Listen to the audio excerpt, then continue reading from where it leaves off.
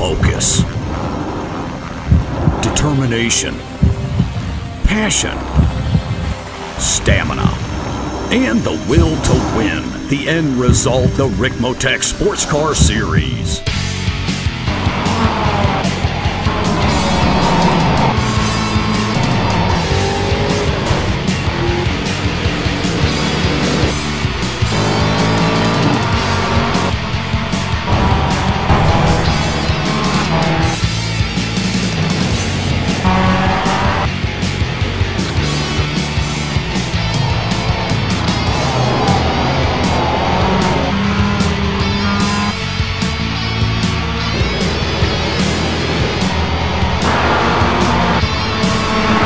Motorsports brings you the Ricmotech Sports Car Series, brought to you by Ricmotech, high-performance sim racing equipment, and by Proforma, Elite Texas Graphics, live Mondays, 8:30 p.m. Eastern.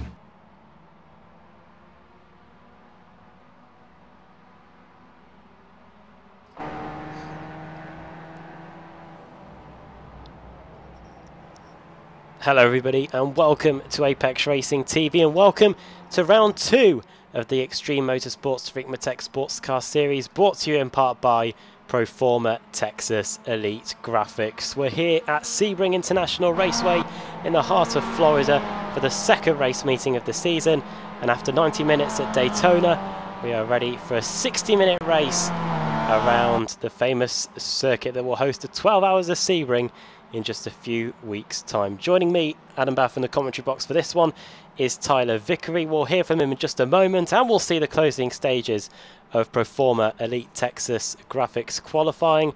But first, let's find out what it takes to get around this famous circuit here at Sebring. Welcome everyone to Sebring, Florida, here at Sebring International Raceway. Great to have you with us today. We're going to do a track guide around the course, this 3.75 mile road course.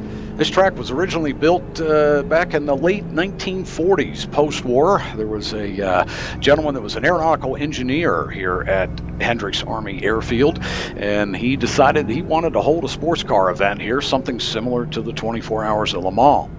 He decided to hold the event on New Year's Eve in 1950. The first event was the 6 Hours of Sebring. 2 years later, the 12 Hours of Sebring was born. As we approach Sunset Bend here, this is the final turn on the course. We're going to come out of here and take you to the stripe, and we'll get this lap underway for you. It's a very fast exit here. We'll talk more about that when we come around on the next lap. Coming down to the start-finish line, the front straight here at Sebring International Raceway. Pits are to your right. Going to come in here wide into turn 1. This is a third gear corner in the Mustang. Going to roll that center, look for that blind side of exit, get right up through the gears here. And this takes us down into this little turn 2 kink to the right, and the third, and into second. This is a very complex section right here. Coming through, you got to hug those apexes, come in wide here, allow the car to roll, let the nose set down nice to get that good launch up off the exit. Coming around Big Bend here, this is turn 6. Very fast corner. Drivers love coming off this turn and down into this very, very difficult, tight hairpin. Getting down through the gears into third, back down into second here. Tight, tight, tight rotation. You want to get that car straight back out so you get a good straight launch out into turn 8 here and up into turn 9. Another fast section coming off that hairpin. You will see overtaking opportunities here. Coming down into turn 10, Cunningham corner, back down through the gears, another tight right, again change in track surface as we've got a combination of asphalt and concrete and old runway here that this track has been built on over the years and expanded to. Coming down into Tower Corner here, this is a turn 13. You want to get a good, nice launch off the exit there because this is taking us to the fast section, the complex of 14 through 16.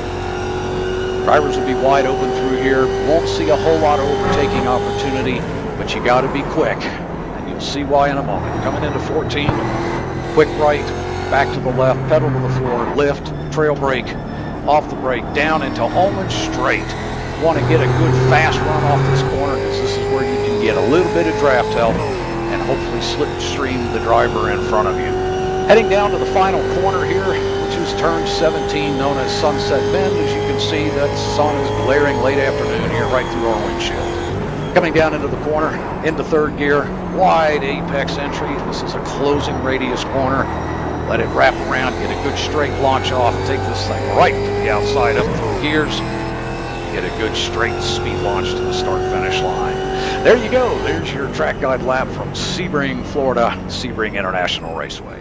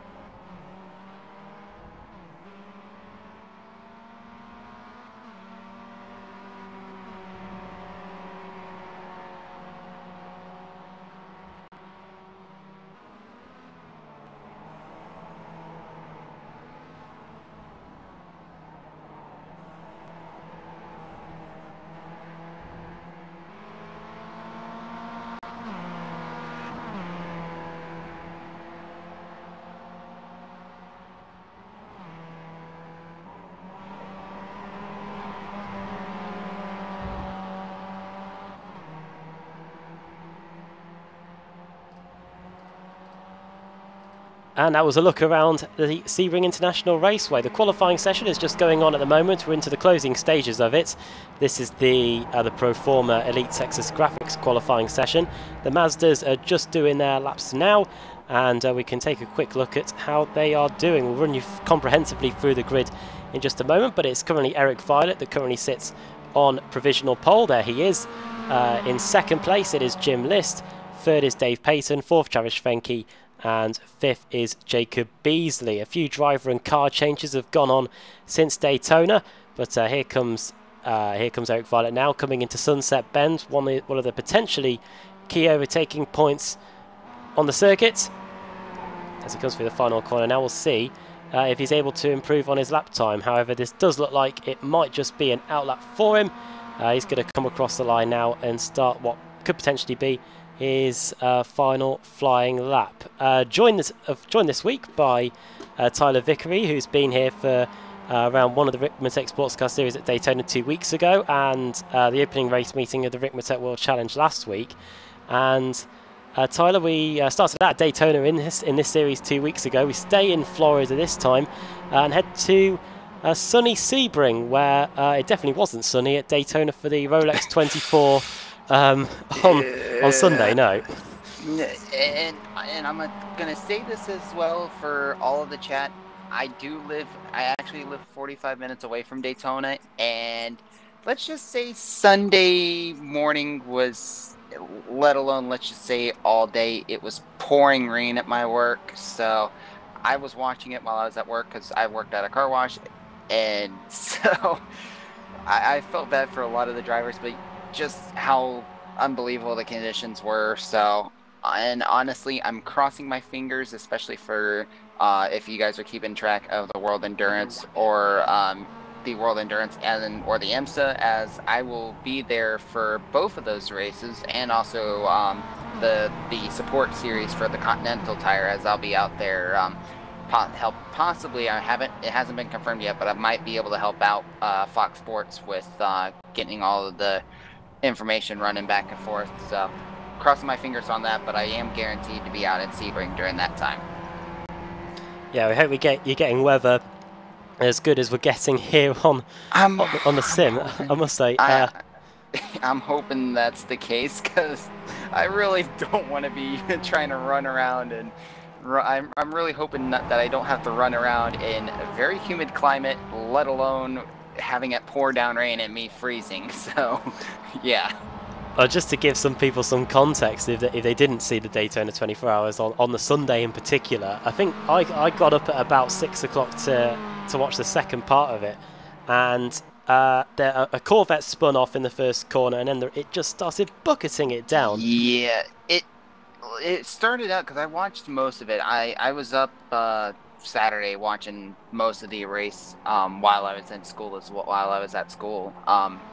And Saturday was perfect. I mean, it was granted the winds were a little up there, but it's a good race as well. Yeah, it was great racing. But then Sunday, around I want to say about 3 o'clock Eastern time in the morning, around that time, that was when we were scheduled to have a lot of the rain come in because we had a cold front going through. Hence why I was talking to one of our other commentators in another series, Mark. I want to say it was Marcos Barmanella, or it might have been Samil. I kept telling him, I said, this will probably end up being one of the coldest races that they've had for the Rolex, which I want to say it was about probably like the high was barely in the mid 65 degrees Fahrenheit, which going to metric system wise, I would say that's about 17, 18 degrees Celsius. And the red flag was brought out around about 9 o'clock in the morning, I think. I want to say, sorry if I jumped in. I want to say it was about 9 o'clock, 9 o'clock in the morning Eastern time, because they were getting some torrential rain, and we did have either as an LMP or one of the LMP DPIs had a big wreck. Then they were red flagged for about 2 hours or so. I want to say it was about 11 o'clock in the morning when they had everyone racing, and as soon as the Corvette, the number 4 Corvette, hydroplaned going into turn 1 at 100, I think they were saying he was going about almost 170 miles per hour, which, I mean, almost 200 kilometers an hour into the tire barrier. And once that happened, and then Fernando Alonso came onto the radio, pretty much just giving the whole spiel of saying this was too dangerous, pretty much reminding him of 1998 Formula One race in Spa, as well as the unfortunate incident that happened in Suzuka a few years back with Jules Bianchi. And I think they got to the point for Fernando where it was like, this was too much. And they got it going again a little bit later on. I think we had about not a very long period of racing. I'll probably say about 2 hours tops. Yeah, and then it was like from 4 hours to go, like 4.5 hours to go, and then they red flagged it around roughly around 2 hours to go, after Fernando was calling in saying that they need to stop this race, otherwise big wreck will happen. And after that, that was it. That was the end of the race. Yeah, it happened just after he'd had a fantastic battle with Felipe Nasser for the lead, and it's interesting. It's interesting all the radio communications you would have got, because obviously you would have been watching it on NBC in America. We didn't get any of the radio chatter on the live stream here in England, but that was the one thing I was surprised about, because I was also able to listen, because I had IMSA TV. I was listening into IMSA radio, to the IMSA radio guys, all the guys that are mainly doing the commentating from the international, from Great Britain and all of that. And I never once heard any kind of like radio transmissions during that time. But then when NBC was up and live, you could hear them talking about everything of what was going on, and you could hear the media guys were commenting, saying these are what the drivers are saying right now, and they're commenting saying this, and then every now and then we were hearing radio chatter. But it was definitely interesting. Well then, that's what happened at the weekend. Here today, though, is round 2 of the Ricmotech Sports Car Series. Qualifying session's just finished. We're going down to the grid, so we can bring that up for you now. There's a few driver changes and a few class changes as well. A few drivers that you would have seen in the Mazdas have now decided to switch allegiances and are now racing in the... they've gone from... They can't make up their mind. There was a program on Speed in America a few years ago where they pitted American muscle against imports, and I remember that. Yeah, there's a few drivers that have gone from the imports back to the American muscle. One of them in particular being Mike Dam. We'll run you through the grid then. Rob Hartley starts on pole position for Madhouse Racing 2. Aeronom starting in second place. It's not often that Nom gets beat to the pole. Rob Hartley, incidentally, regular in the Mazda class. He's now switched over to the Mustangs and he's on flying form. He's put it in with probably... I don't know if you can see his I rating, Tyler, but I've not seen many people that have got a higher I rating than that.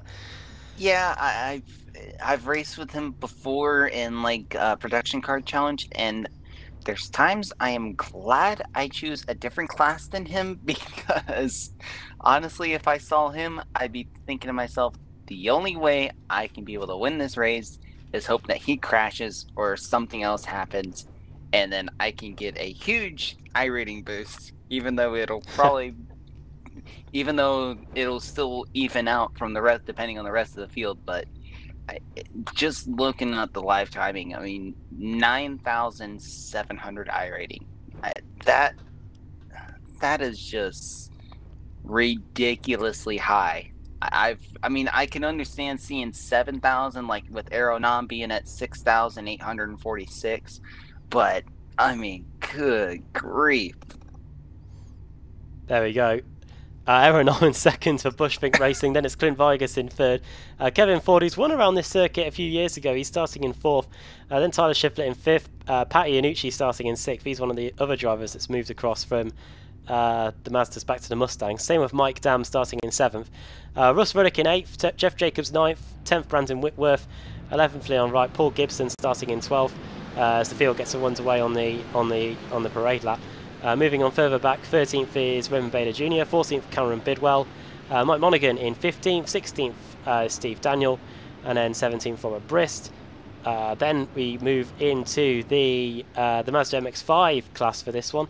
It's Eric Violet starting on the pole there, Jim List starting in second, third is David Payton, fourth is Travis Venke, then Jacob Beasley, Chris Torman starting in 23rd place overall, then it's Derek Holland, Matt Smith in 25th, Jordy Fike in 26th, then Bobby Childs, Lyndall McMurphy, and then the rest of the grid is made up of Lewis Loper, John Allen, Elvis Rankin, Edgar Sancinelli for Fritter Sport Racing, then we've got Mike Taylor, Michael Key, we've got Patrick Prevenus, and at the back of the grid we've got Ryan Cobb serving as a steward for today. Ricmotech Sports Car Series always puts itself in high regard with its stewarding. We've had virtual safety cars before last season. I wonder if we'll see any of that today with the very narrow circuit that we've got here at Sebring.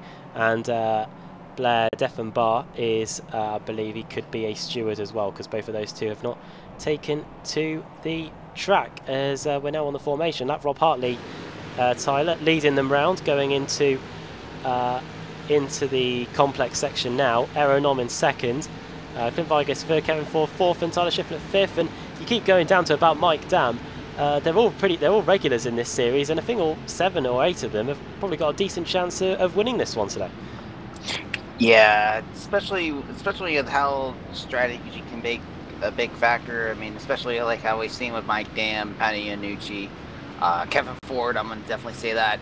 Clint Vigas is always a dark horse in my opinion, especially after watching the last 2 races of the season when I joined up, watching the last 2 races of the season for Clint Vigas, and then even the Daytona.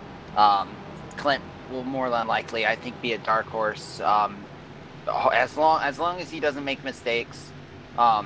I think he'll definitely be a dark horse in this race for the GS class. It's a quick one as well. We started the season with an hour and a half enduro in the Ricmotech Sports Car Series at Daytona. We had a 2-hour 15-minute race at in the Ricmotech World Challenge last week, and now we've got just an hour here today at Sebring International Raceway. And in terms of the championship standings, we can run you through them quickly as we go down the back straight. In fact, no, we'll just run you through some of the driver changes actually before we go in. I'll be a quick away. Robert Hartley's switched to the Mustangs, so too is Iannucci, so too Mike Dam. Dexter Castro should be racing today. Jennifer McDonald will be out for this season, but does plan to return for season 14. And then Raymond Bader Jr. has moved up to the GS Class Pro after winning the Open category. So those are a few things to watch out for. We've also got plenty to run you through in terms of the strategy that will unfold. But now the safety car is leading the Mustang field now into the final corner, into Sunset Bend. And we're going to be getting set for the second round of the Ricmotech Sports Car Series to begin. There goes the iRacing safety car. It peels into the pit lane. The green lights are on.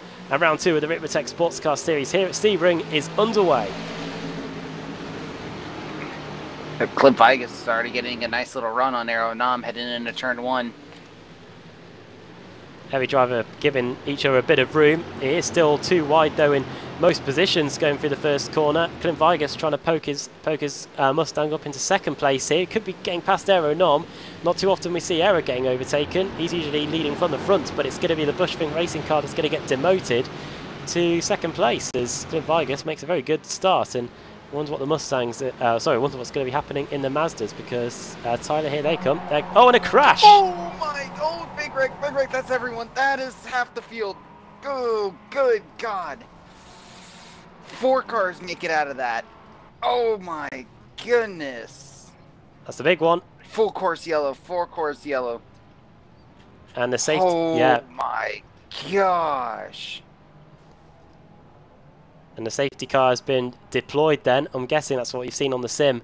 Anyway, yeah, and everybody slowing down. Not often we see a big crash like that in the Ricmotech Sports Car Series, but it happened at the start, and it has involved quite a lot of the Mazda field.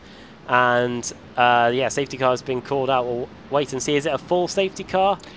I think they said like a virtual safety car or something. I was over here. I'll turn up the. I got to turn up the race control guide. Or actually, no, it is a full course yellow, and they're asking the leader of the GS class, Robert Hartley, to get down to safety car speed. There we go. And it has happened before, but we'll wait and see if the safety car actually does come out.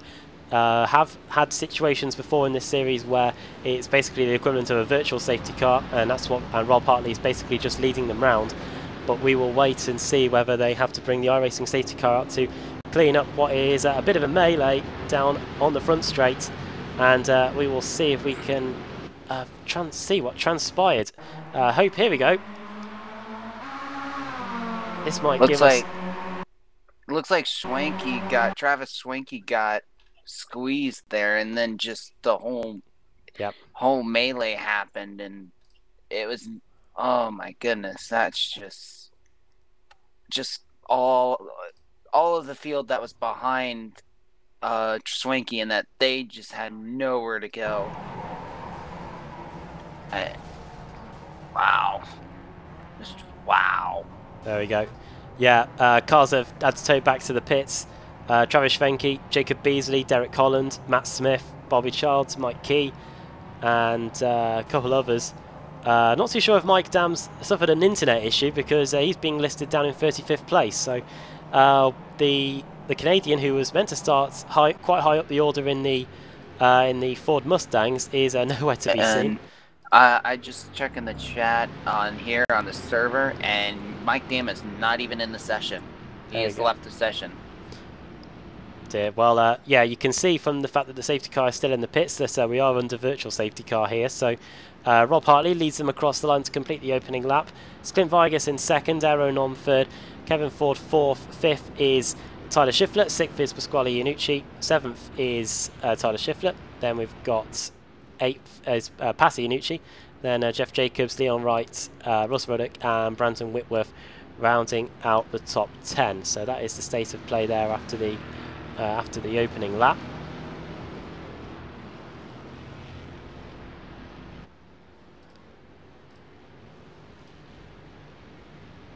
And in the Mazdas, Jim List leads them round to complete the opening lap there in the D2D Motorsports Gold car. Eric Violet in second. Not too many Mazdas are left, that must be said.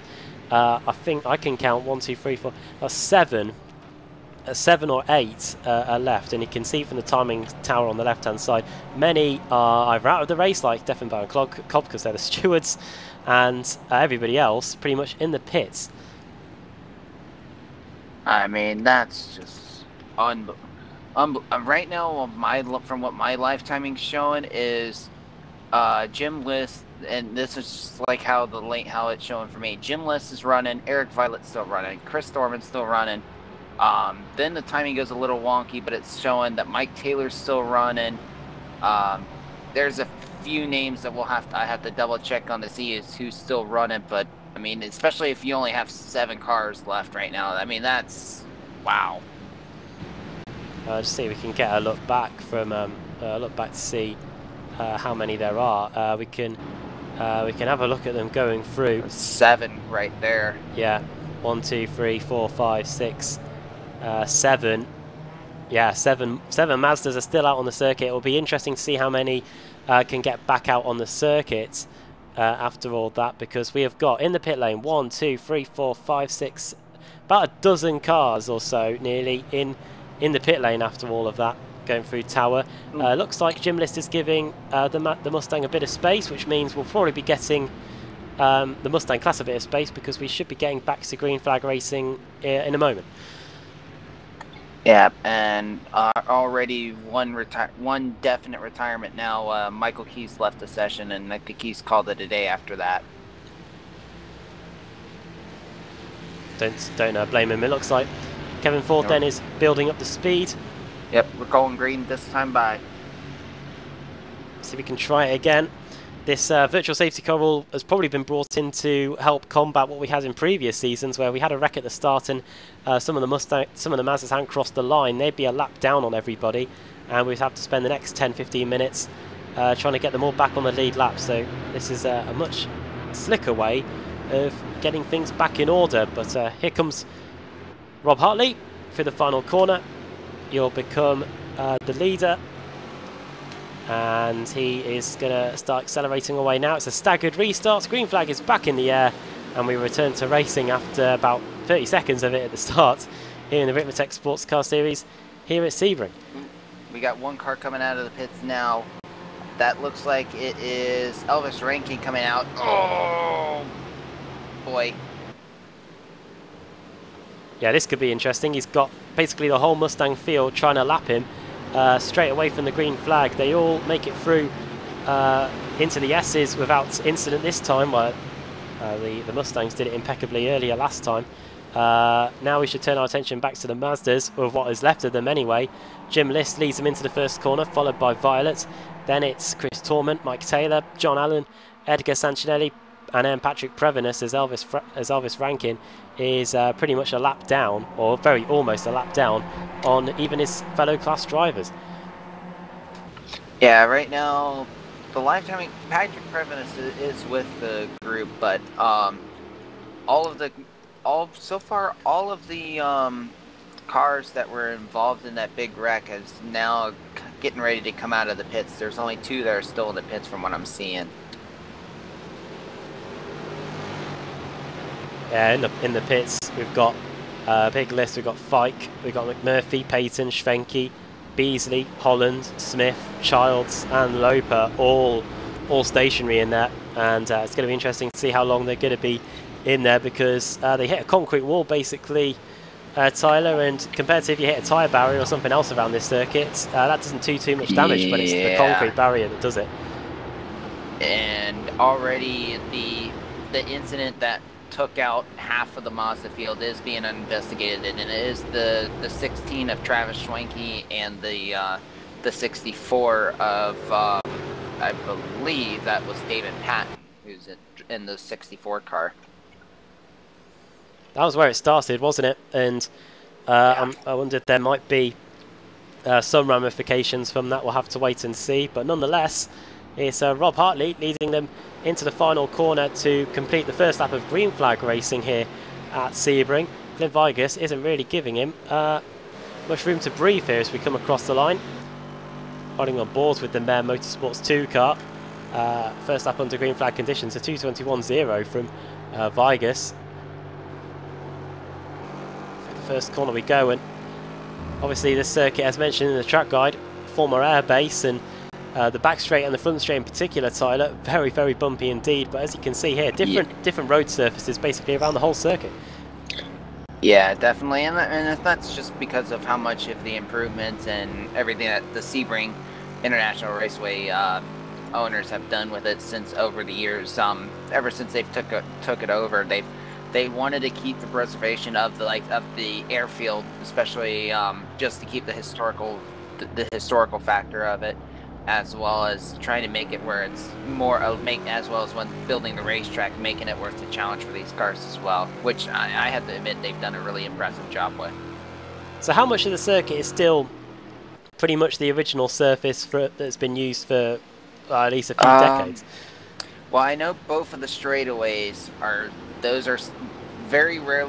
They very rarely have been touched, but I have been hearing some stuff as Robert Hartley's let Clint Vigas by and Aeronom. I have a feeling he probably got a. I have a feeling he probably had a slowdown. From what I've heard, is that the backstretch, which is where they're coming up to now, that part originally has not been touched other than the long straightaway that the race cars drive on, like this little portion of tarmac. That's the only part that they have touched, but everything else is still original. But from what I've been hearing is that they're going to be doing some things different. So I will find out more about that when I'm out there in March, but it'll be interesting. But a lot of it is still original from what I've heard.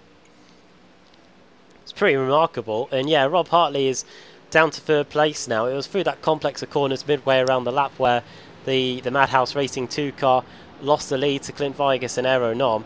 We'll see if he's going to mount a challenge to get it back. Sitting in fourth is Kevin Ford, who won here a few seasons ago in the Ricmotech Sports Car Series. It was the season where he really mounted a title challenge and did his best to try and get it. Just fell away from him in the final few races, but the top five, the top six at least, all running very, very close indeed in the early stages, and hopefully this is a sign of things to come, as Vigas has got Aeronom for company now as we get on the brakes.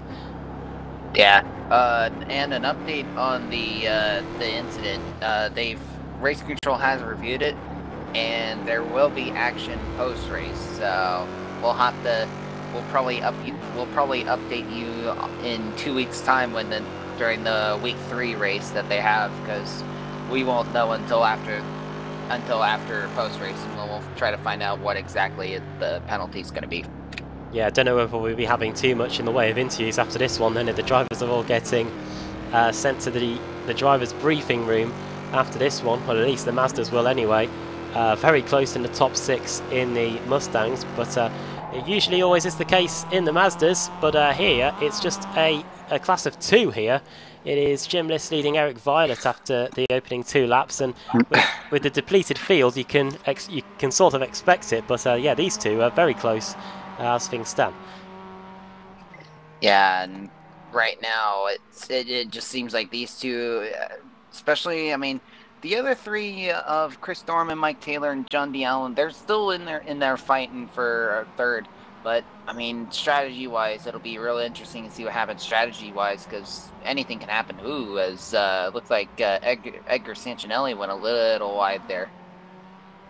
Or sorry, that wasn't Edgar. That was John D. Allen. My apologies. That's okay. John Allen, defined AutoWorks driver, well known for his curveball strategies, which sometimes work out, sometimes they don't, but trial and error and all that. So we'll see how he gets on. If you look at the positions gained column for this class, it is a little bit stilted because obviously of all the cars that have retired, but Taylor's gained 13 spots, Thomas gained 3, John Allen, looking at here, has gained 9, so plenty of movement in those classes.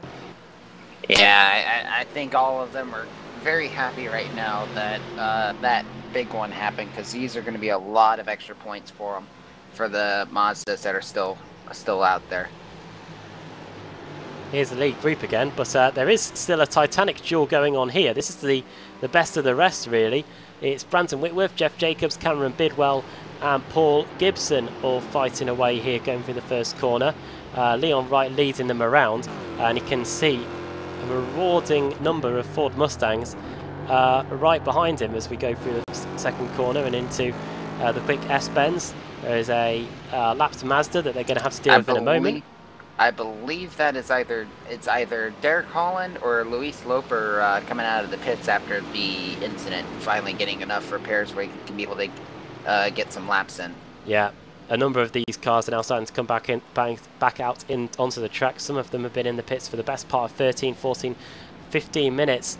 Up the inside there is Jacobs on Bidwell, and they're going to go wheel to wheel here. This could be interesting as we go through the fast left-hander. This is where one of the other layouts on iRacing of Sebring has their start-finish line.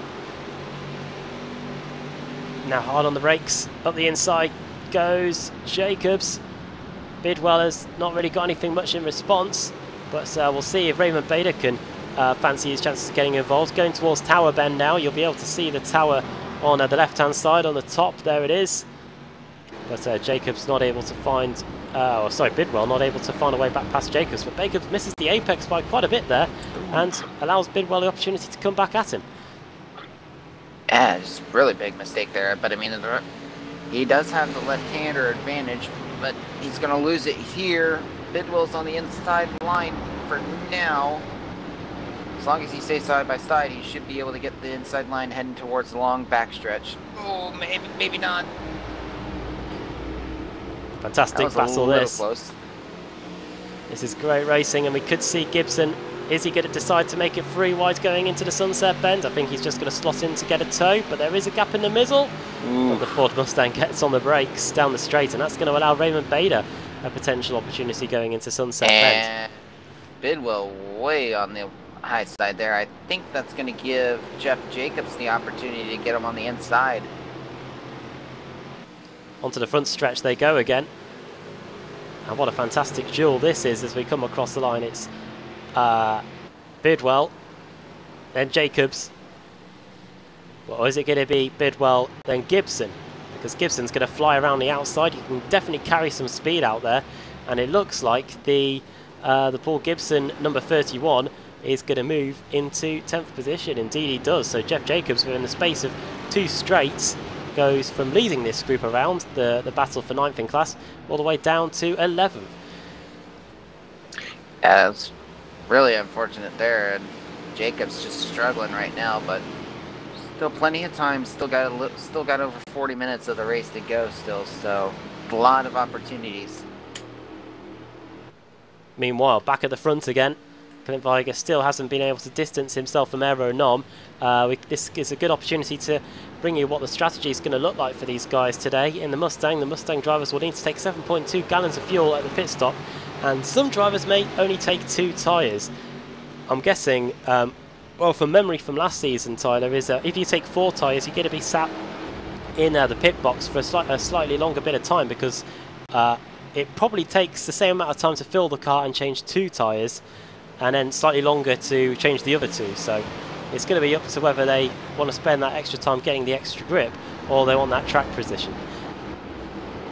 Yeah, and honestly, like for strategy like me, being a little bit of a slower driver compared to some of these drivers, I'd take the opportunity and just take 4 tires, and then hope that with having 4 fresh tires instead of only 2 fresh tires on whatever side of they're choosing, might take an opportunity to be able to get some ground.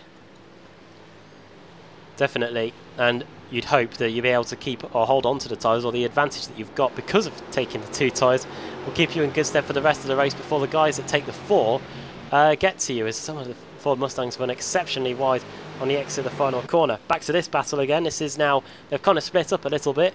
Here is Russ Ruddock versus Jeff Jacobs. Both drivers have lost 3 positions since the start of the race.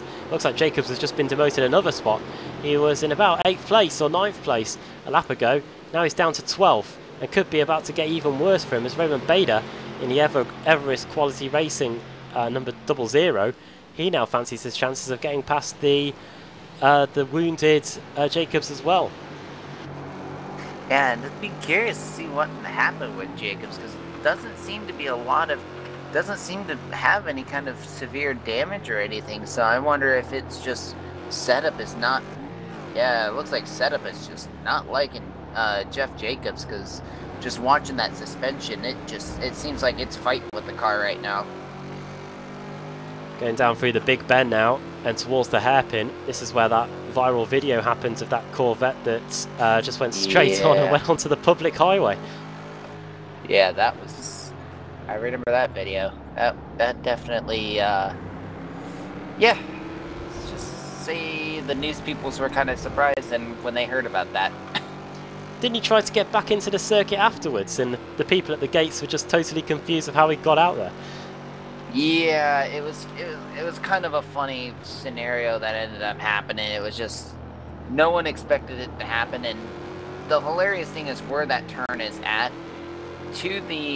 When we get to that section again, I'll definitely point it out. But that one little the first right hand turn after you go underneath that little bridge, there's a hotel over there. So from the video, every time I've seen the video, it seems like he actually went in and entered from the hotel that's over there. I want to say, because I believe the hotel has their own little entrance as well to get onto the track as well. I'm not 100% sure on that, but from what it was looking like to me, it looks like they went into the hotel entrance and not the track entrance. Either way, it's definitely not something you see every day there, and we just stressed that it wasn't a proper like World Endurance Championship or IMSA sanctioned event. Was it a track day or something like that? I believe it was a track day for the SCCA, I believe. Ah, right. There you go. Definitely don't get that at Silverstone. Lap 9, 21 minutes in to this 1 hour race. You can see some personal best lap times coming in. It's definitely a sunny day out there, but definitely not getting anything like hot temperatures, I don't think. There is a button somewhere on this overlay that brings up the ambient and track temperatures. I'll try and find it, but I'm clicking up on the info real quick here on the iRacing. Right now it's partly cloudy with 69 degrees Fahrenheit, which trying to think off the top of my head, I want to say, well, shoot, that's actually a little warmer than it is right now. Whoa, actually, we just got a Mustang out on the grass here, missed his turn. Oh. Yeah, I just saw it last second. I didn't see who it was. It was Leon Wright. Way up. Yeah, he went. Looked like he might have missed his braking a bit. Might have been trying to get past or the Mustang in front of him here. Maybe tried to defend. Oh. Oh, yep. 42 just... That's not going to be... And that was Brandon Whitworth. Leon's not going to be happy with him right now. He drives for No Hope Racing. Leon Wright drives for One Wild One Racing, but I think it was probably Brandon Whitworth being the wild one there going into the hairpin. Yeah. And we'll have to wait and see what the stewards think of that. It might just be a simple case of letting Leon Wright have the position back, but I don't think he's showing any signs of that taking place just yet.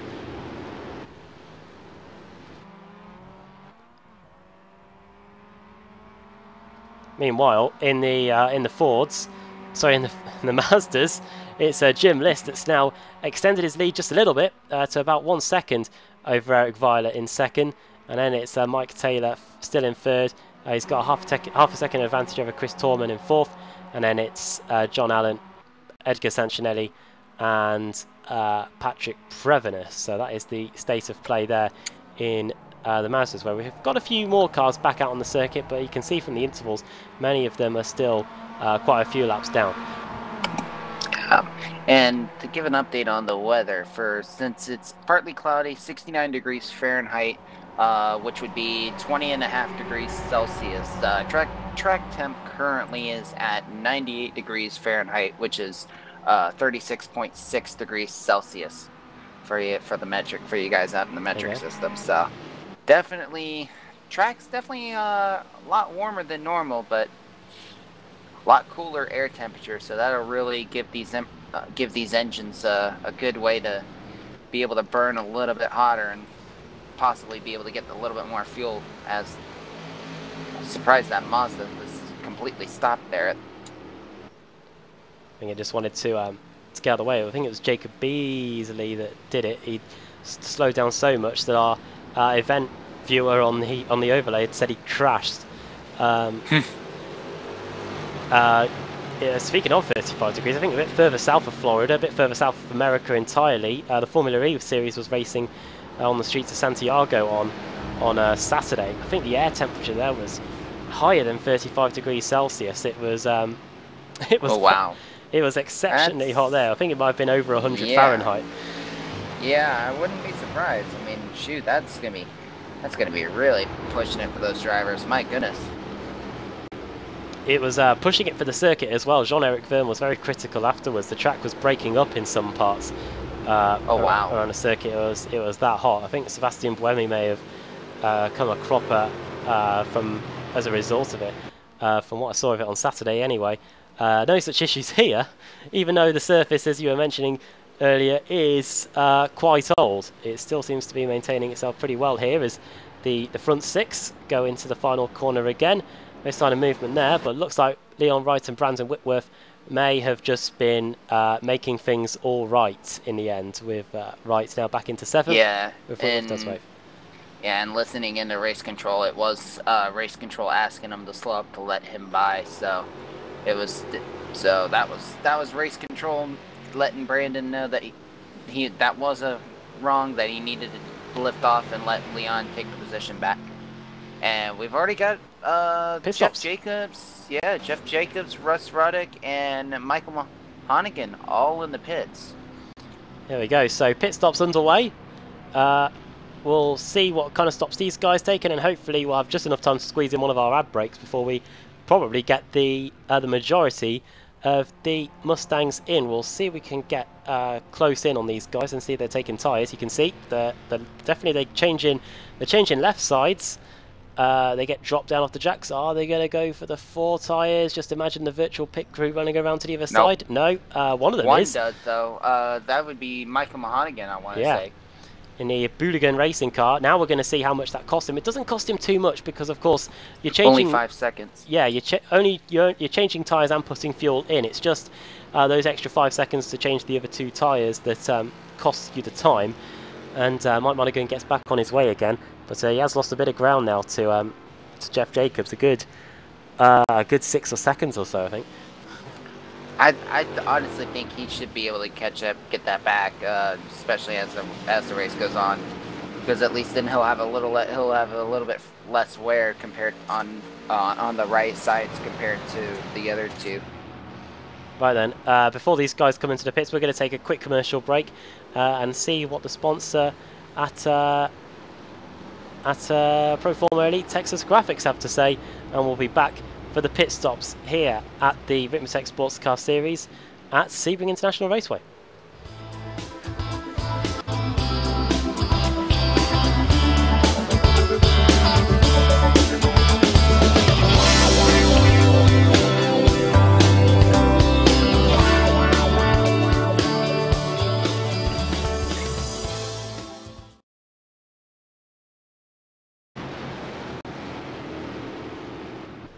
Not expecting that.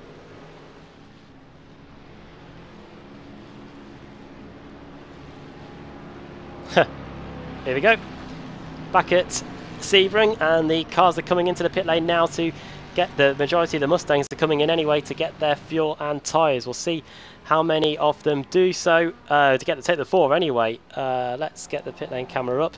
We'll see who's going to be leading them out of the pit lane. You can see Aero Non, Rob Hartley, Cameron Bidwell and Paul Gibson have all stayed out. See who else is going to... we'll see if they come around next time. Who's going to win the race off pit road, though? It is going to be away first. That is Cliff Vigus, yeah. Ford was right behind. Ian Nucci was able to get around Shiflett. And then further back behind them, Brandon Wright, Brandon Whitworth, Leon Wright, Raymond Bader coming into the pits now as well. This is close. This is between Tyler Shiflett and Patty Iannucci straight out of the pit lane here. Crypto G Green versus Mare Motorsports. Over 8th and 9th on the circuit, but obviously once the guys up front come in and make their pit stops too, this will all cycle round again. Just to show you how much time these guys have lost by pitting, there is Aero Norma and Rob Hartley. They're now going through the middle sector and going towards Tower Bends, the 90-degree right-hander now. So that is how much time these guys, the guys behind, have lost by coming into the pits. And looking at the pit lane time, it's about 50 seconds or so, depending on whether you take the 2 or the 4 tyres. If you take the 4, it's coming up closer to touching about a minute in terms of how long you're going to be in the pits for. Yeah, and that'll be interesting to see how that all factors out. Because right now, with how Aeronam and Robert Hartley are running, they've got about a 20-second gap to the rest of the field. So that's enough time. That's already enough time for them to get into the pits. Or actually, I'm beg your pardon, actually, because that's from third to Cameron Bidwell. So actually, looking at Clint Vigas is 36 seconds behind Aeronam and Robert Hartley. So they're probably going to run a few more laps, potentially. Yeah, here goes Aeronam. Never mind, as they come into the pits. You can Hartley see, stays out, though. yeah, Hartley stays out. He may be following your plan right there, Tyler, but Aeronam, he was right on it going into the pits there. He literally cut across right at the last second, and we get the track map up now. You can see where Nom is. He is there, trundling down the pit lane in the middle of your shot. Then Clint Vigas, position 6, is just going into the final corner now. So this is going to be very, very close. And I wonder if Clint Vigas may emerge as the overall leader. Through there go Bidwell and Gibson. Those guys are yet to make their pit stop. Then goes one of the Mazdas. Two of the Mazdas. Away goes Aeronam now. He is one of the first pit boxes in the... There's Vigas right now. I'm in the picture now. It's going to be close. Vigas takes it. Clint Vigas takes the lead here. Now it's down to what have you got, Robert Hartley, because he was in third position when he came into the pits. Are these extra laps out of the pack going to get him the race lead when he comes in a few laps' time? Either way, Clint Vigas for now is the effective race leader, and it's Aeronam in effective second. And then Kevin Ford, Patty Iannucci, Tyler Shiflett. So that is the state of play there. None of the Mazdas have come into the pits yet, I don't think. But this is how it looks there with Jim List leading the way. He is in a league of his own really at the moment. I'll say that actually. There goes Eric Violet in second. I was wondering where he was. He's 6/10 of a second away. But in terms of how the Mazdas race each other, that is a pretty close gap anyway. So that's a pretty standard gap anyway. So we'll wait and see when those guys are going to come in. They usually tend to come in once the Mustangs have all completed their stops, as Rob Hartley goes onto the back straight once again. Yeah, looking at the times, right, it looks like Clint Vigas is running a little bit slower lap times as well, because with Aeronam behind Clint, they're kind of struggling a little bit. It seems like that gap's gone up to 37 seconds, and looking at pit lane from pit in to pit out, it's about 50 seconds roughly, and that's doing a 2-tire stop. So here comes Hartley coming in now.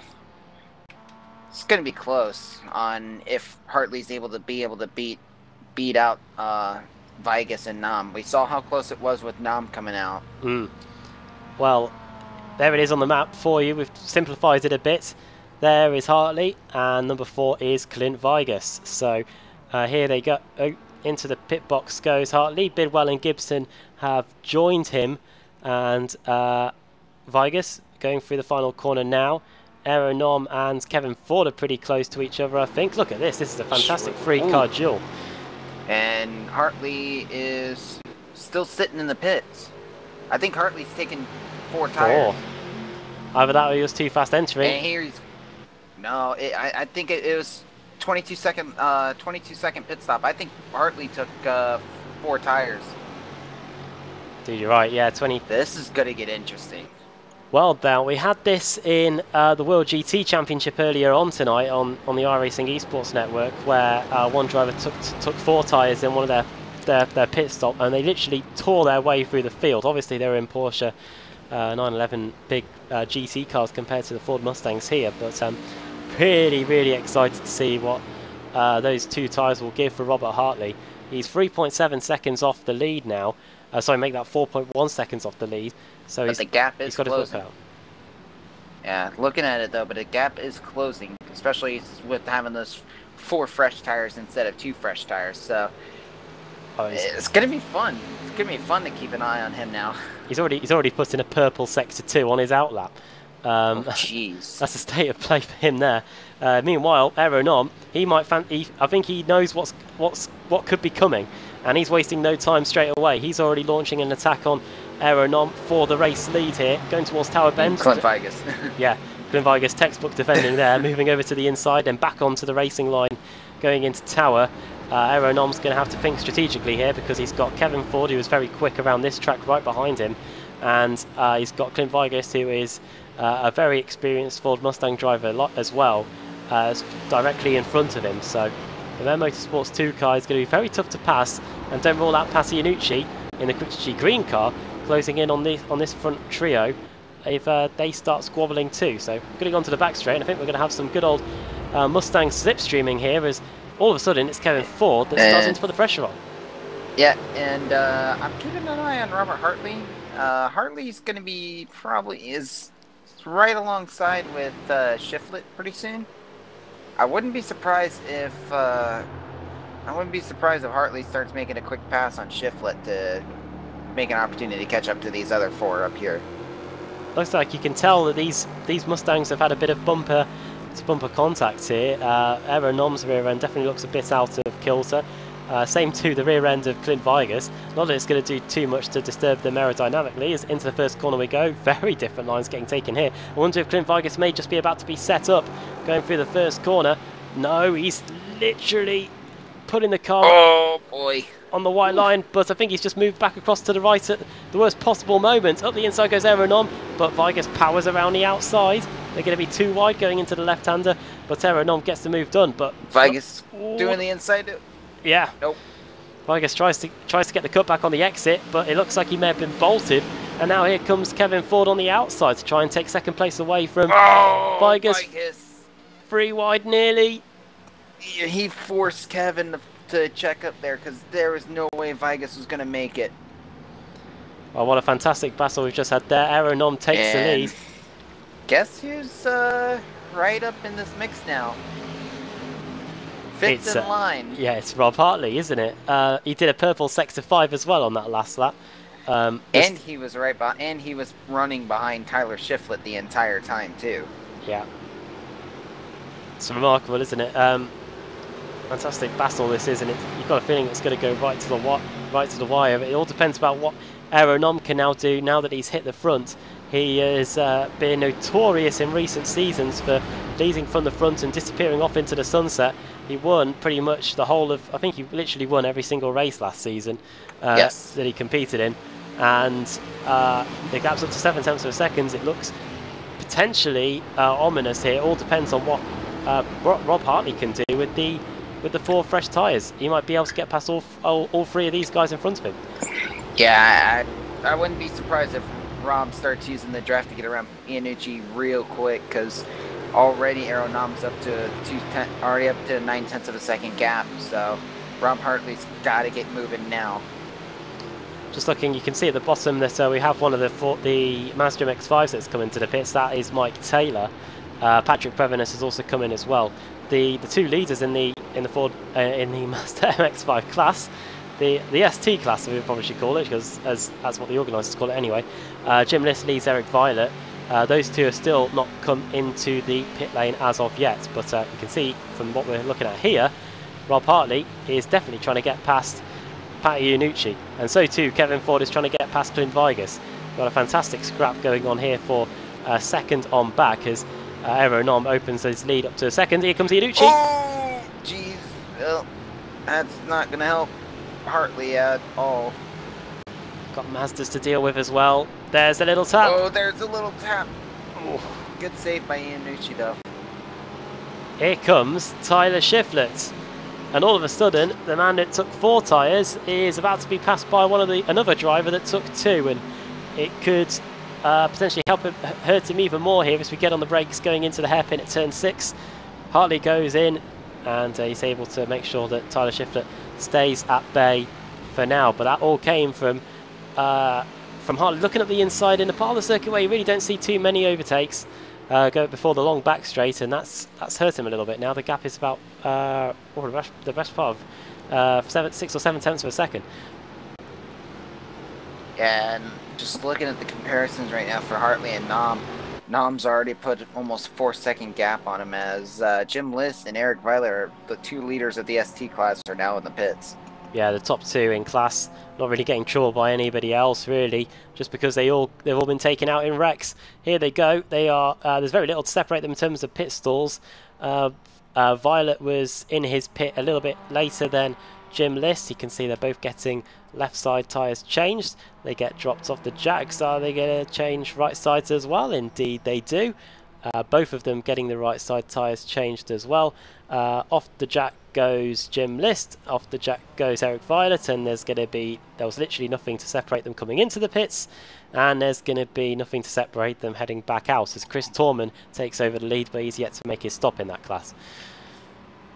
Yeah, and then looking at the gaps right now, Edgar Sancinelli is 55 seconds behind these two leaders, so it's safe to say that it's going to be Jim List and Eric Violet. If they just play it safe and just stay side by side and just stay running next to each other and not make any mistakes and take each other out, they're more than likely going to finish 1-2. How they're going to finish 1-2 and who's going to take the win, that's yet to be decided. Well, those guys at the front of the Mazda MX-5 class are about to get interrupted by these guys. Aeronom, Clint Vigas, Kevin Ford, Pasi Iannucci, and Rob Hartley as well. Aeronom has got his gap up to 1.2 seconds at the end of lap 16. Rob Hartley running a bit wide on the exit there, but now's his second chance to try and get past Pasi Iannucci. What can the Madhouse Racing 2 Ford Mustang do? He's trying to get past the Crypto-G green car. It's moving across a few times there. Now through the hairpin. Trying to get a run on the exit here as we go down another of the quick straights here at Sebring, but Hartley 7/10 of a second behind.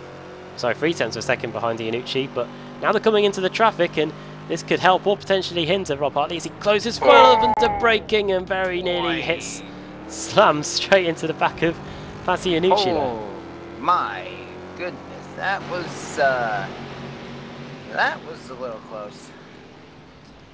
I think Hartley's pushing the car too much now, where as he goes, he just had a lot of wheel spin. I think Hartley's right now not happy with himself with the 4 tires now, seeing that Aeronom's now 4 seconds ahead of him and really starting to pull away now. And if Hartley wants any shot at Nom, he's got to get around Iannucci, and it's right now a struggle for him.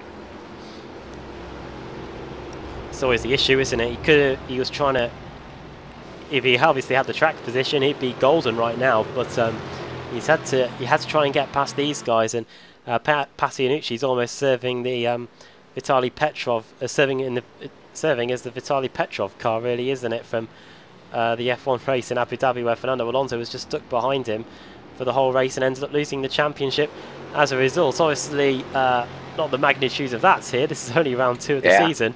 But it's serving the same purpose here as Iannucci, as Hartley, in the far superior car in terms of grip, is really struggling to get past the big green Mustang that's in front of him.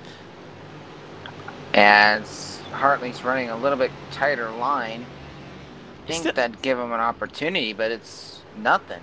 He's still lapping, putting in the sector times. He was purple again, going through sector 6, which is I think the Le Mans complex on the lap. If we get the map out here, sector 6 is from the penultimate corner and then down the back straight. So he's definitely still putting in the sector times there as he lines up Iannucci. Here we go. He should be able to late brake here and get around him.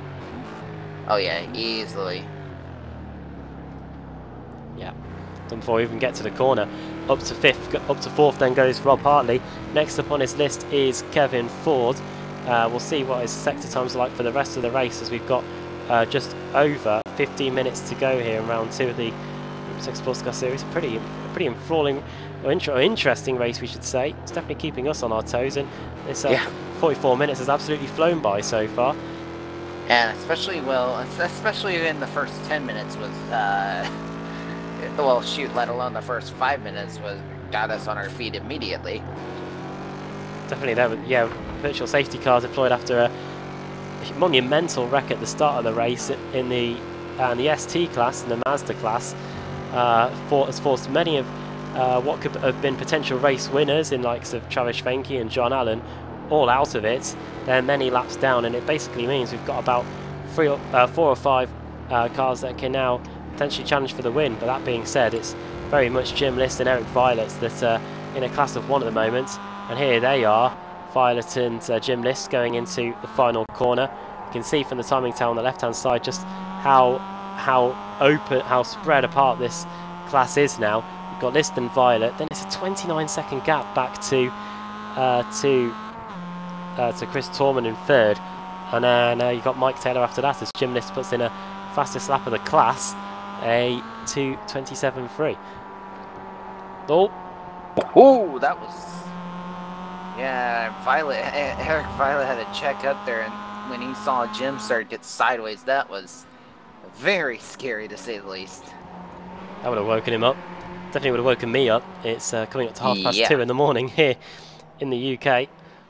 But this, I think, if any of you in the UK are watching at home, I think this will definitely be keeping you awake, because here's a battle for 9th and 10th in the Ford Mustang class. This is between Russell Ruddock and Jeff Jacobs, and just behind them Bidwell and Raymond Bader. Cameron Bidwell's dropped back a little bit off actually no, he's right where he was earlier, except Jeff Jacobs is right there with him now. So we'll see if he can get the move done here. Jacobs trying to get those positions back that he lost in that quick flurry of laps earlier on. As Russ is doing everything he can just to be able to keep Jeff Jacobs behind, and still giving a good, decent battle here. We're on board with Jeff Jacobs now.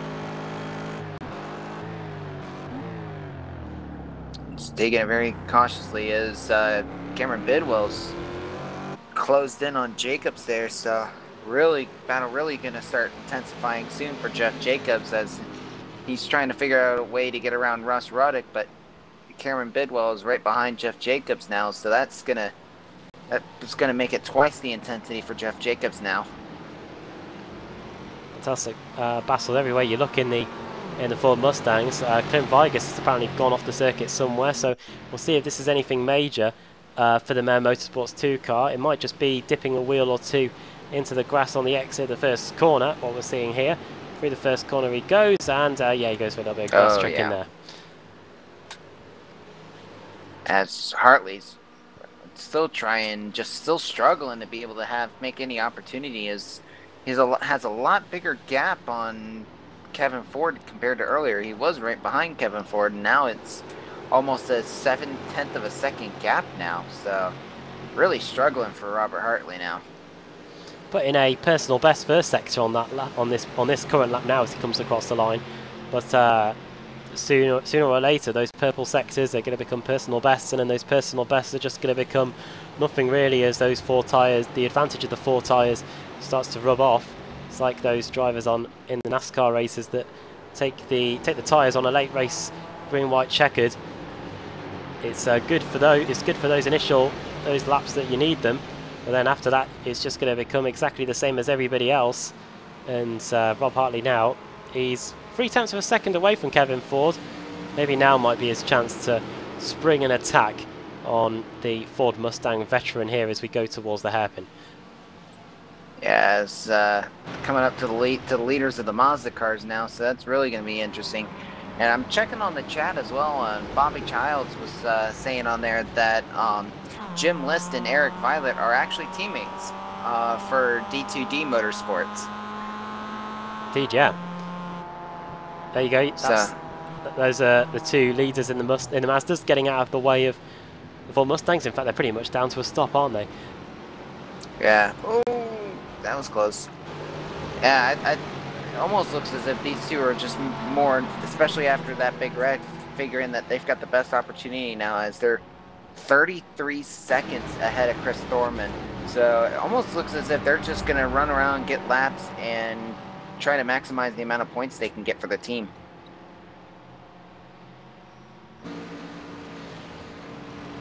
Looking at the timing screen, where they stopped to let those guys by is, I think, the entrance to the pit lane at one of the other layouts here. It says on the event viewer that they just entered the pits there. So Nice to know that they picked up on that, the system, as they go through. Jeff Jacobs has just overtaken Bidwell, I believe. That may have been going through one of the corners, or it might have just been a mistake on the timing screen anyway. But oh yeah, it's because Bidwell is off the track. That's what's happened.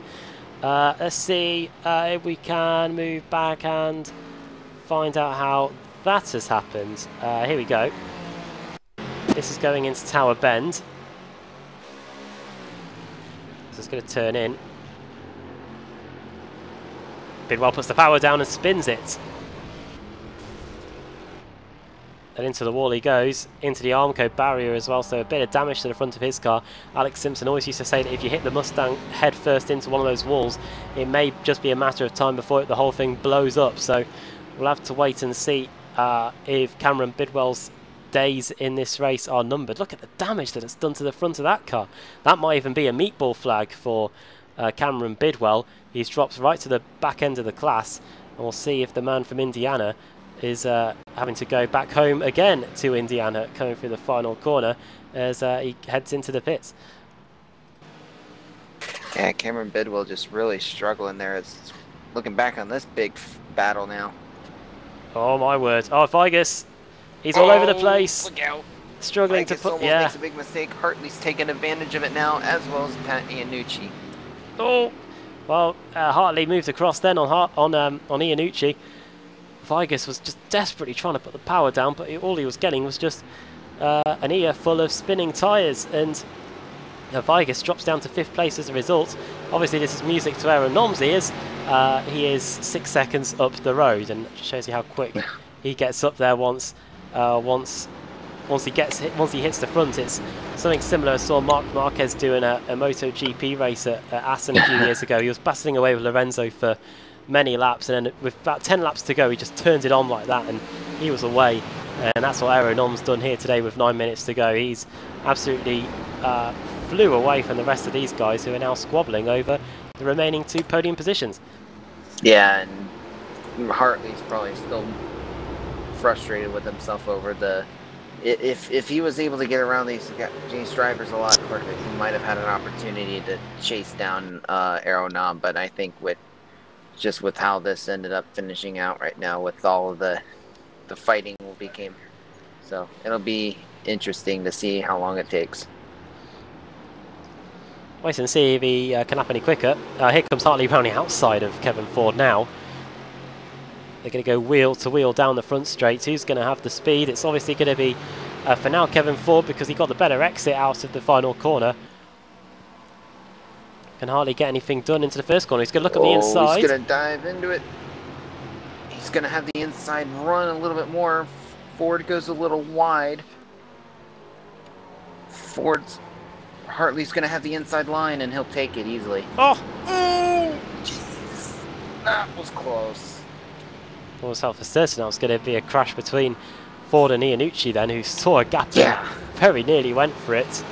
And the door was just ever so gradually shutting, and Iannucci was thankfully able to get out of that.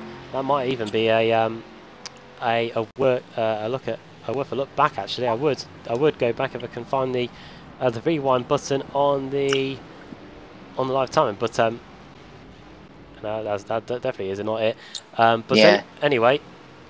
Oh, and quick thing, that pointing out that little building that had the little red roof on it. That's the hotel. Yeah. Yes, that was where the spot was, I believe, where the Corvette went off and broke through the fence during that track day. I believe that was the spot. Does the hotel serve almost like that? I don't know if you've seen it. That episode of Top Gear where they go to Virginia International Raceway and are able to turn laps around there. Is it almost similar to that, where you can turn up and spend your weekends or whatnot just driving around the track? I want to say yes, because a lot of the times, like for this season, this year they were actually doing. I'll double check, but I know for this big super season that's coming up, they were actually doing track days the day before and the day after the whole event weekend is done. So it was because when I went to look to see about staying at that hotel, so I could literally be walking distance from the track, it was already booked up. It was just, I was shocked to see how quickly it was booked up. Don't know how big an event it is, but I do remember coming across the 48 hours of Sebring on the internet once before. I think it's a I don't know, I'm just having a look at it on the internet actually here. 48 hours of Sebring.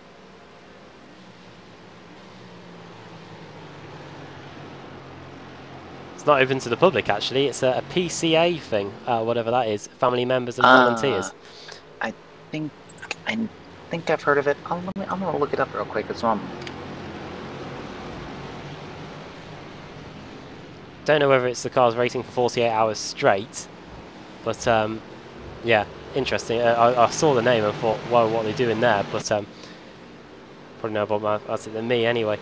5 minutes to go then here at Sebring. Feels like no time at all, but this fight for second place could still be going right down to the wire. Same can be said for the battle for the lead in the Mazda MX-5s. There it is. It's Eric Violet leading Jim List by 0.3 of a second. And swapped around. With both of them being teammates, I think they're just playing it safe. So unless they decide not to do like team orders or anything, depending on who's up higher in the points lead, we might see a little battle. But if not, we might see some team order in play. So it'll be interesting to see what happens. Well, it was List that was leading earlier. It's Violet this time, and I wonder if there is a moment saved somewhere where those two positions got changed around.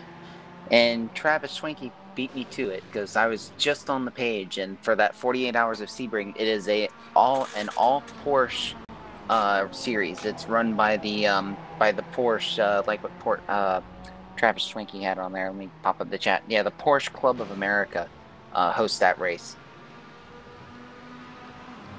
There we go. And it's actually surprisingly coming up January 31st to February 3rd of this year is their 48 hours of at Sebring. God, racing which is 2 days straight. Yeah, I'm gonna have to keep an eye on that now, especially since it's only 3 days away. Well, racing for 24 hours pretty much killed me, and that was on iRacing. Racing for 48 hours in real life. That's something else, but these guys, they're worried about the final 3 minutes of this one. This is Jim List versus Eric Violet, and they don't want to take each other out. These two are teammates, but it looks like it's going to be Jim List going back into the lead here, going into Sunset Bend with 2 minutes and 20 on the clock. We've got about 2 minutes 30 left to run here, so we're not going to have too many more laps of this track here. It's as a Sebring, as a Violet and List come across the line now. Or should I say List and Violet rather than Violet and List, but it's all going to be about whereabouts Aaron Norman and Rob Hartley are on the circuit to determine how long we've got left of this race. Yeah, currently, especially, we've got about a little less than 3 minutes, and Aeronom's just getting into the right-hander turn at the hotel. So this is the penultimate lap. Yeah, but I've one more lap. This is going to be about one more lap next time by. Hartley's trying to catch up, but it's just I think Hartley knows it's already too late. There ain't no way he's going to make up a 6-second gap. So looks like he's just going to be defending and keeping Ford and the rest of the other guys behind him.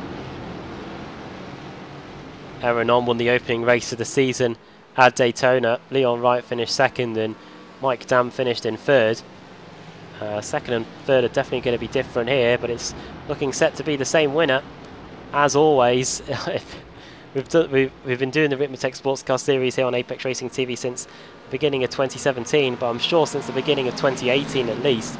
I think unless a disaster's happened, it's literally been Aero Nom on the top step of the podium ever since. But this fight for second place has definitely kept us really entertained here tonight. And Pasquale Iannucci, or Patty Iannucci as it's called, in the Crypto G Green car, fancies his chances of taking Kevin Ford off the third step of the podium here going down the back straight. We've got one more lap to go when we get to the line, and car 8 is trying to find a way past car 32 here going into the final corner. Yeah, as Ford's getting on the brakes a little early there. trying to get that inside run as Hartley's way on the outside line. Should be able to get a run though. Ooh, gonna be close, but still gonna be a close finish for this as we're coming to the, should be coming to the white flag now. Indeed, yeah, white flag is in the air. On the brakes they go. Look at Iannucci closing up on the braking. This is where he scared you and me earlier. Can he get it done? He got a great run out of the first corner. Kevin Ford knows it. He moves across to the inside. This is the last lap. He's going to do anything to try and defend it. He's now going to go to the outside. He's going to try to do undercut, but they have a slower MX-5 in front of him, so it's going to really play a factor in this. Takes a little bit of that inside curb, riding over the shoulder of Pat Iannucci here. Rob Hartley gets the past the Mazda fine. Oh boy. I thought we were going to see shades of Spa 2000 then, with Ford and Iannucci going either side of it, but no. Yeah. On the brakes. No way through that. Oh! That was an awful gear change. Don't know whether he was using a H pattern or something, but back at home, but he was. Sounds like he was using an H pattern there, from what it sounded like. I want to say. Yeah, he was like, there was a gear there somewhere. Eventually found third gear. Lost a lot of ground there. Half a second he's behind.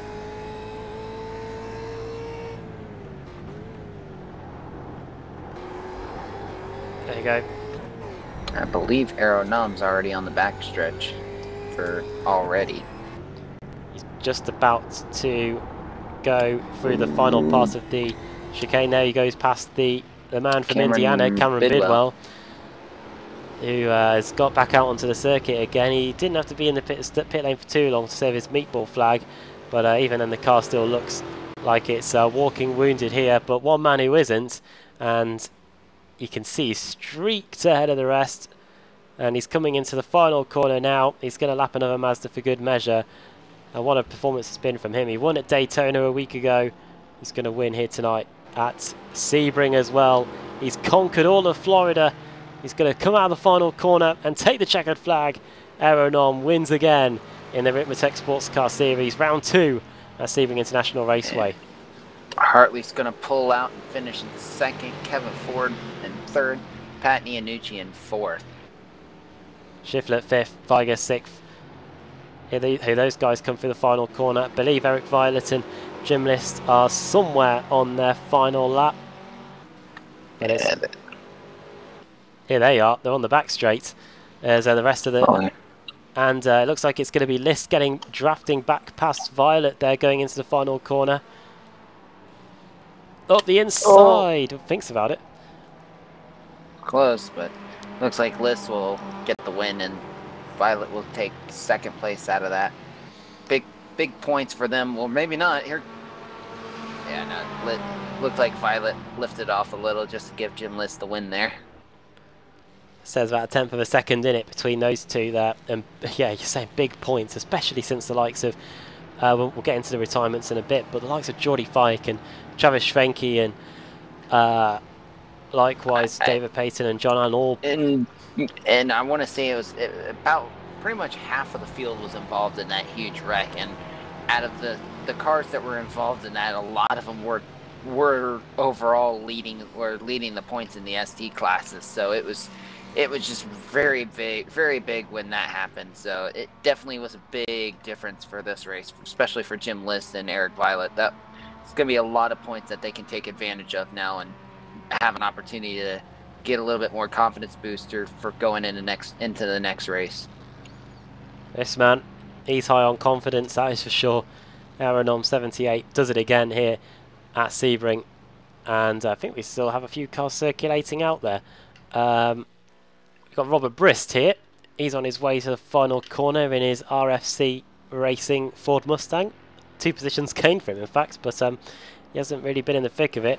The next car in front of him is 46 seconds away. He comes through the final corner now, and he's going to finish in 15th place.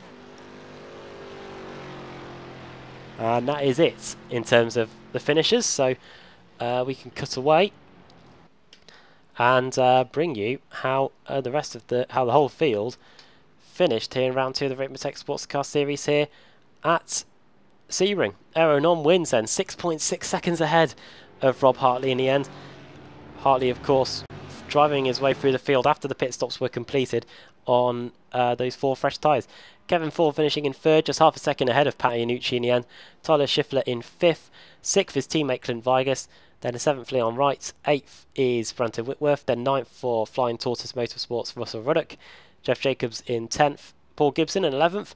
12th for Raymond Bader. 13th for Mike Monaghan. Then Steve Daniel, Robert Brist and Cameron Bidwell rounding out the finishers in the Ford Mustangs. Then moving on to the Mazdas. Race victory for Jim List.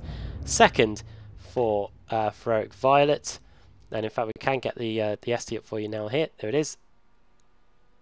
That isn't it, actually. I'll do that again. Oh, this is all gone. Let me try again. No.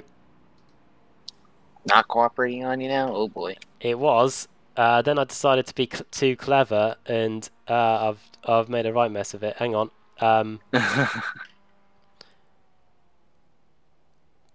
Yeah, that is the correct. That is correct. Yeah, that is the GS category. We'll move on to ST.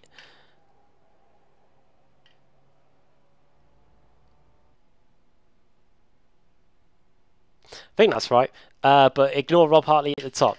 Pat Iannucci, Jim List wins, Eric Violet 2nd, then Chris Torman, then Mike Taylor, Edgar Sanchinelli, Patrick Prevenis, and then the cars had issues. They had issues during the race.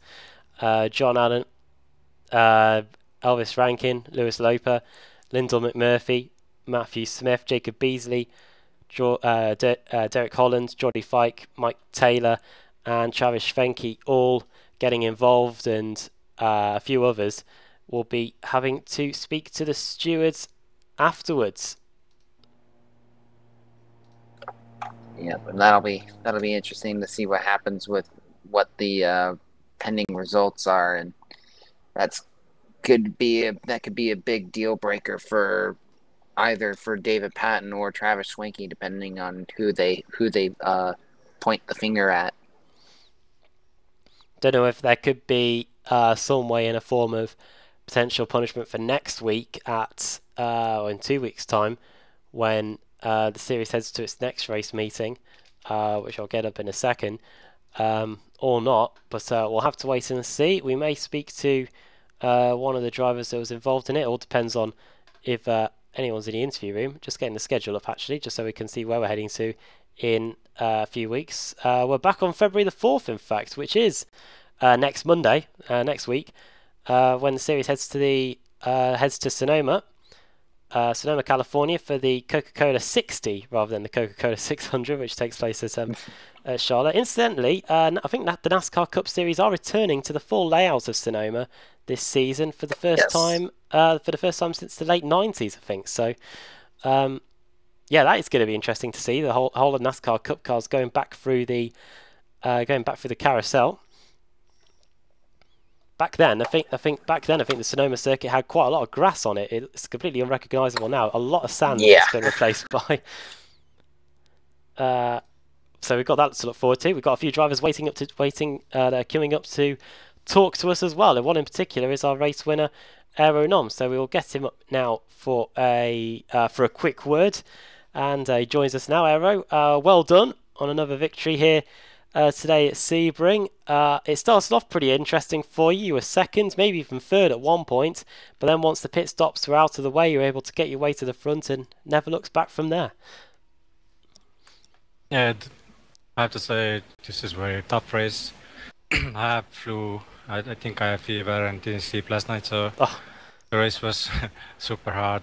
Plus I had 80-minute race in GT a few hours ago, so I had to say sorry for Kevin for the first lap, where I was behind Vigas. I just got spooked and turned on to him. When you're ill, as you said, what are the main side effects that you get when you're in a car? Are your reactions a bit slower than normal? Yeah, at the beginning of the race, my head was really hurting. It's better now, so. But the start was really hard. once you got into the lead, though, was it pretty straightforward from there? Obviously, the cars behind were started battling themselves, so you were able to pull quite a big gap quite quickly. Yeah, I wanted to beat when Clint beat that, but I don't know, split-second decision. I decided to stay out. Maybe I should have beat that, but even if I looked a bit time, it wouldn't have made any difference. Yeah, so, but I had to find a place to pass him because in the straights it's not easy. So yeah, and it was really hard to follow him the far end of the track in the SS, and I did hit him once there, but I had to find a clever way to pass. So to turn one, exit of turn one, I was able to get side and continue. Obviously, it looked like 2 tyres was the way to go, but Rob Hartley, who finished behind you in the end in second, he took 4 tyres, and for a while he did look quite quick, but obviously he missed out on the track position. So did it look like that? It looked like that 2 tyres was probably the correct way to go in terms of keeping your track position. Yeah, definitely the gaps were so close, so he lost 5 seconds of pits. So that's why he was behind in fifth, I think, when we came out. So it's not easy to gain those places. I think he's still thinking he's driving the MX-5. Yeah, it is a learning curve, I must say, for him. It's only a second race in the car. Next week we go to Sonoma, California. Then completely different to this circuit, of course, with Sebring being on a airfield, pretty flat. Sonoma, a lot of undulation, and should be a good ride for you in the Mustang. Does it handle well around there? Yeah, once you get the lines right, you have to learn a lot this track. There are so many blind corners. Yeah, so if you get everything right, it's pretty easy. Great, well done on the win today. Before we let you go, do you want to send a quick shout out to anybody? Yeah, thanks to the league organizers and sponsors and you guys there. No worries, well done on another win, and yeah, we'll hopefully speak to you again next week. Yeah, see ya. Now we're on there, and we've got two drivers that we probably saw what was going on in front of them. Finished 1-2 at the end of the race, waiting to talk to Tyler. We've got Eric Violet and Jim List here with us now. Yeah, both of them for DTD Motorsports, and well, I should start off saying I guess you guys are lucky you started up further enough up front when the big one hit. Yeah, well, that was the plan all along. I gotta ask on just reaction wise from seeing that unfold on you guys definitely was something that caught you guys off guard, correct? Yeah, oh, absolutely. It was all Mazdas in our mirror. It looked like the apocalypse. Yeah, there was a big old pile of Mazdas right behind us, but I mean that's Sebring for you. I mean it's always there's concrete on both sides, so there's not a lot of room to go if you do get into a crash. Yeah, definitely, and probably strategy wise definitely threw it off for you, but well, overall then race wise it was pretty fairly calm. Was it just you guys just pretty much being friendly with each other, with team wise, trying to get the most points out of the team? And was it also too, like with you winning the race, Jim, was it just more trying to take advantage of team points, or trying to make sure that both of you guys get a fair amount of points for the season?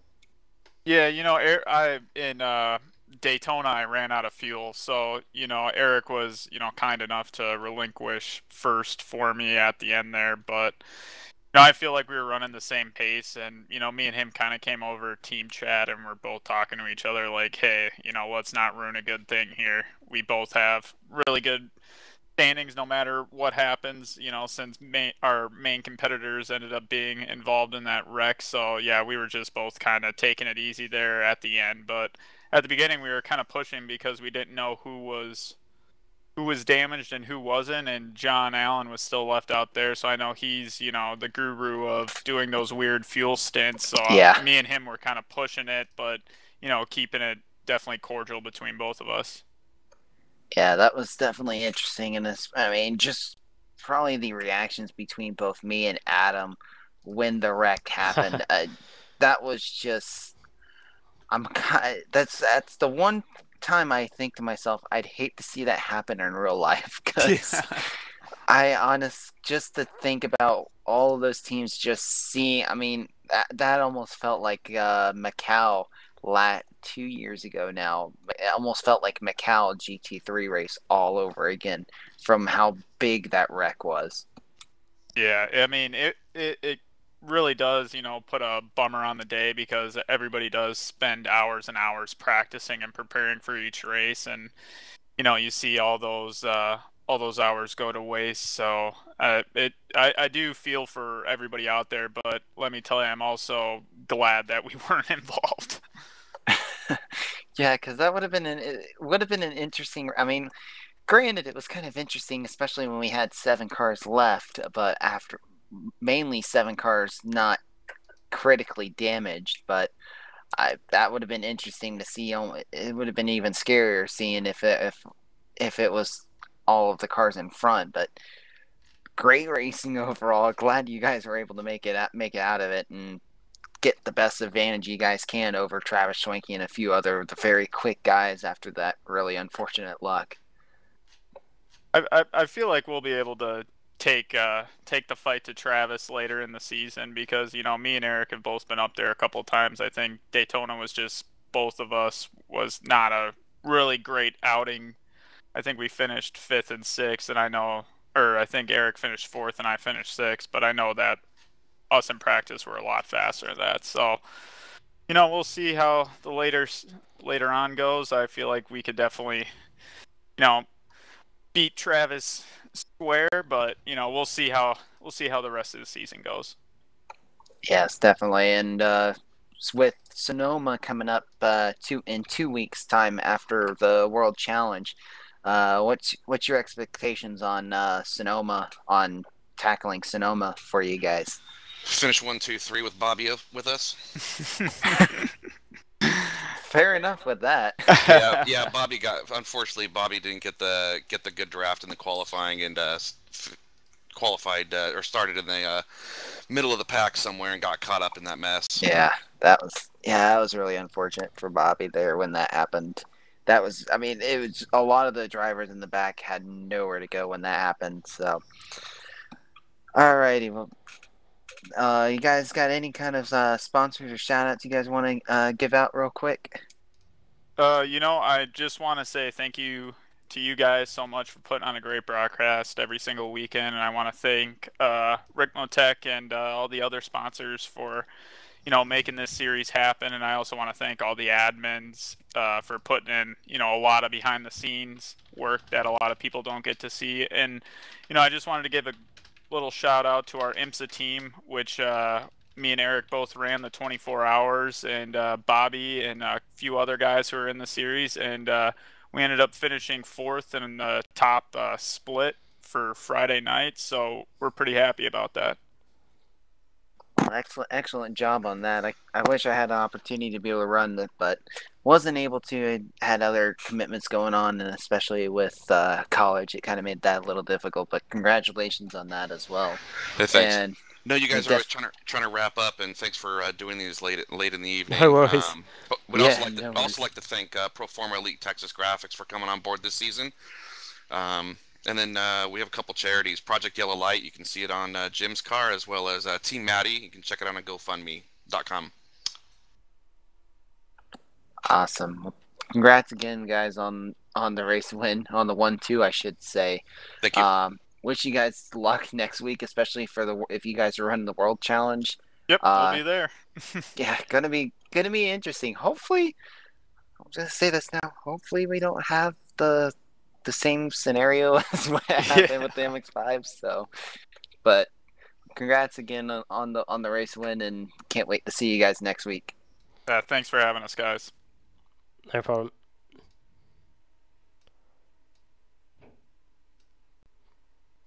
Jim List and Eric Violet there. So it does make me interested to see whether we are actually racing in the World Challenge next week, or we're doing the the Ricmotech Sports Car Series. But we'll wait and see. Either way, you've got Ricmotech action at this time next week on the Apex Racing TV channel.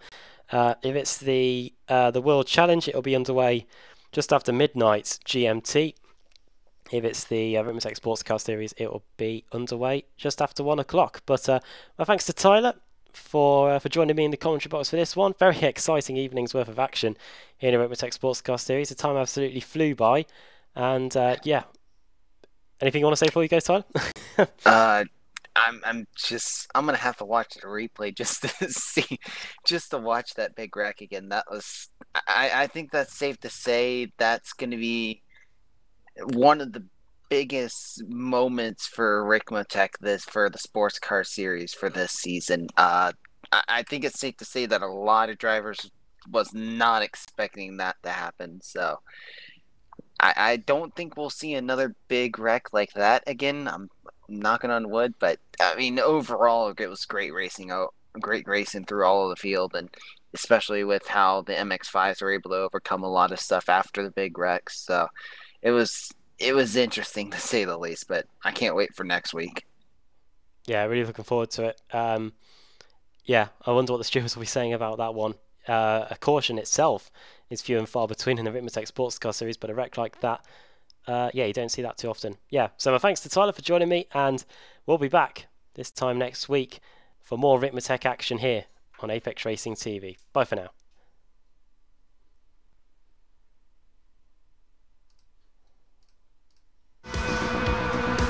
Are you a fan of the Ricmotech Sports Car Series? Now is your chance to show off your favorite sim racing series by visiting our online store. With clothing and apparel for women and men in all sizes, merchandise and gift items like coffee mugs, laptop skins, mouse pads, and many more items to display your passion for sports car sim racing. Visit us today at ExtremeMotorsports99.com and click on the online store button. Thank you for watching and supporting the Ricmotech Sports Car Series.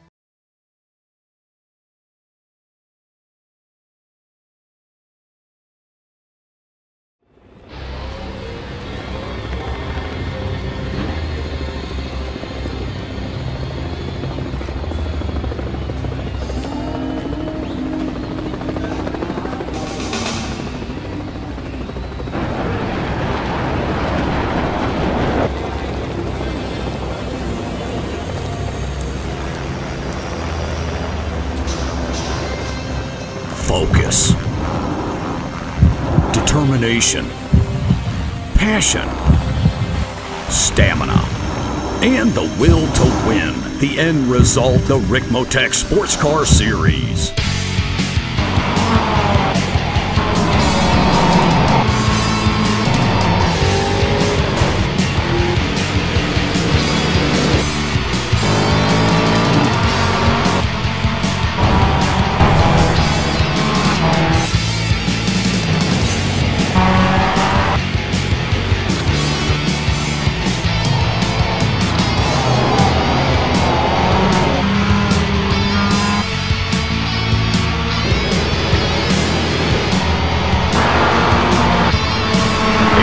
Motorsports brings you the Ricmotech Sports Car Series, brought to you by Ricmotech High Performance Sim Racing Equipment and by Proforma Elite Texas Graphics. Live Mondays, 8:30 p.m. Eastern.